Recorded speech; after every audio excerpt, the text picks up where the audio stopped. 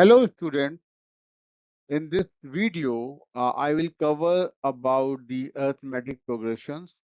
I will cover all the concepts and the basics of that. Then we will start the exercises and complete them one by one. Okay. So if you want to learn about arithmetic progressions or AP, please stay tuned with this video so that you are able to understand all the concepts and ace your exam, right? So let's see the definition of AP. So first definition of AP is that a mathematical sequence in which the difference between two consecutive terms is always a constant, and we call it as AP. Okay. So definition might look confusing, but we will take enough examples and we'll solve all the questions of your book so that you'll be very clear later, right? Let's also see one more definition. So that says an arithmetic sequence or progression is defined as a sequence of numbers in which for every pair of consecutive terms, the second number is obtained by adding a fifth number to the first one. Okay, so both definitions are maybe having different wordings, but they are similar, right? Let's understand by an example. If you see the first example, right, that is having the sequence of 1, 4, 7, 10, and so on. So if you subtract the second term by the first term, what you get? You get 3, right? Then if you subtract from third term to second term, you again get 3, right? So what is happening? It is like you are getting the same difference once you subtract the terms which are consecutive, right? So that's why we call it as a AP or arithmetic sequence with the common difference of 3. Okay, so once we subtract these terms together, like the terms that are consecutive, the difference we call as a common difference. Okay, then let's see one more example to understand in better manner. So that is having a sequence of 2, 4, 6, 8. Here also, if you subtract the second term from first term, the difference is 2.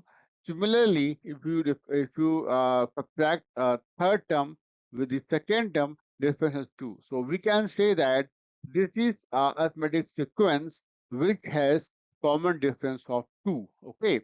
So in a nutshell, you can say that whenever we have a sequence in which the difference between numbers which are consecutive remains same, that sequence can be termed as AP. Okay.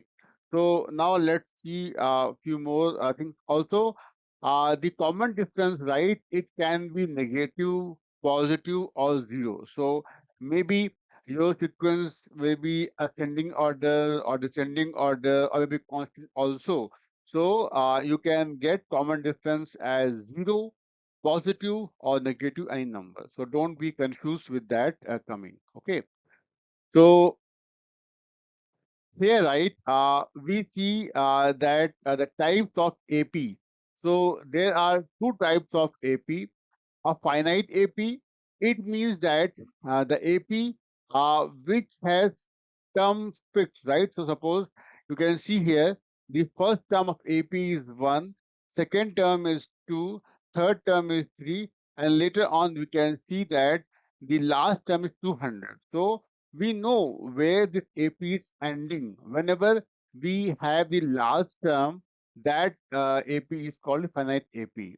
But when there is a sequence or AP where you see like this dot dot dot dot, right, and there is no last term mentioned, it means that that AP is going to infinite. Okay, so in that AP which does not mention the last term and have this dot dot dot dot, so that we call it infinite AP. Okay, so this only for your understanding purpose. So now you understand that, right? So in an AP, the first term, right? The first term which can which is start, that called as a, or you can say the first term, right? And second term, how can you get?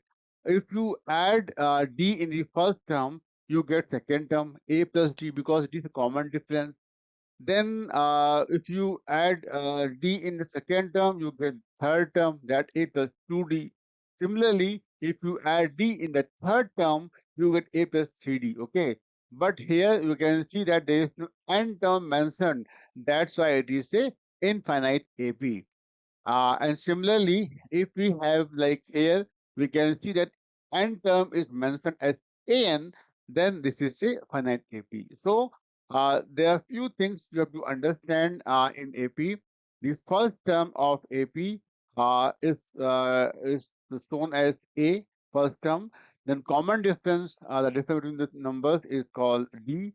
And then an is last term and n is the number of terms. Okay, so we will see this thing in various examples, so it will be more clear later.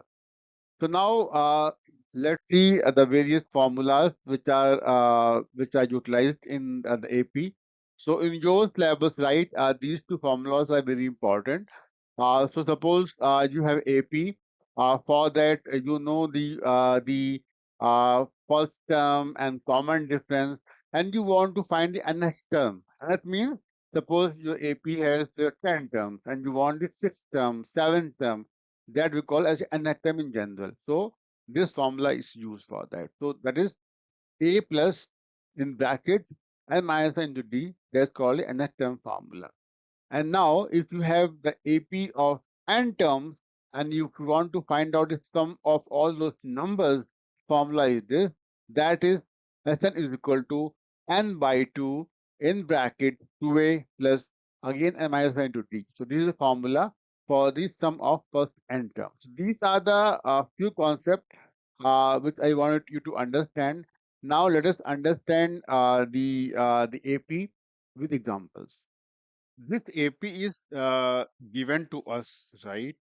Which has 5, 8, 11, 14, and these terms till the term A11. Okay, so now understand the various concepts which we have gone through in the previous slides. So, like, okay, if the first term is 5, right? So, if you denote it like SA A1, that is 5.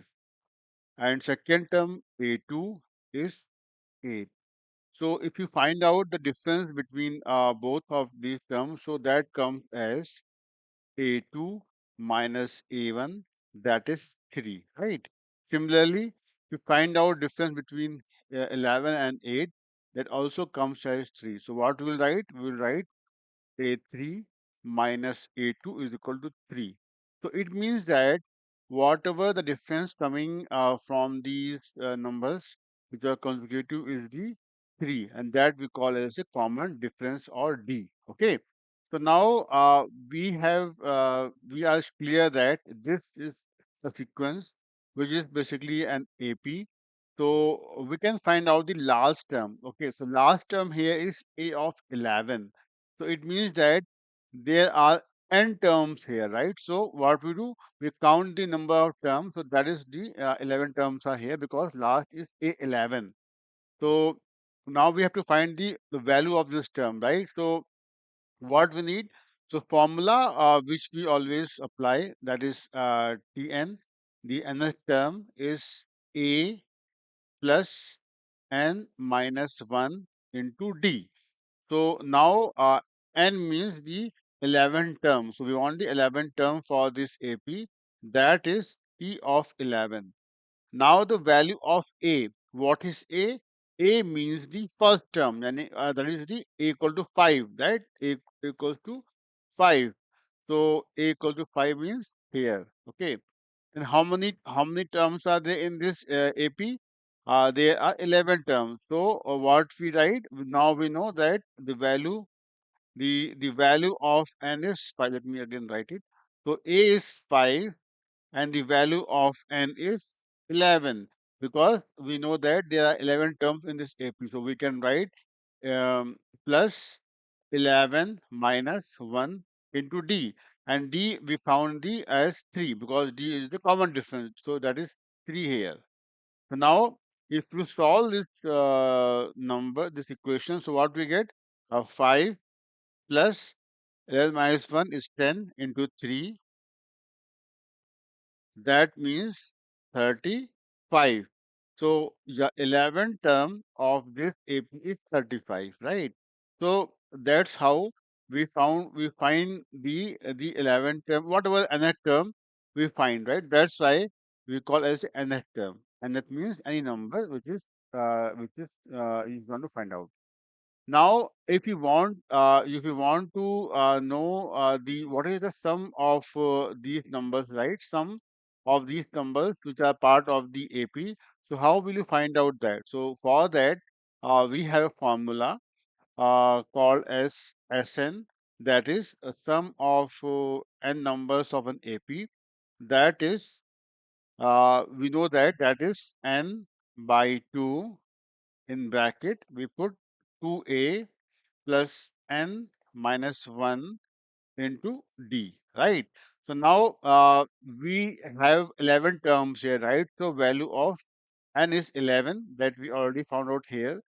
Then the value of a is 5 and common difference is 3. We already found out those values. So now to find out the sum of first n term, what we do? We put it here.